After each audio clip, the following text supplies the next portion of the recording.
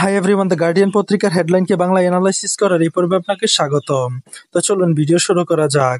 আজকের হেডলাইনটি হচ্ছে Russia accused of deliberate starvation tactics in Mariupol in submission to ICC.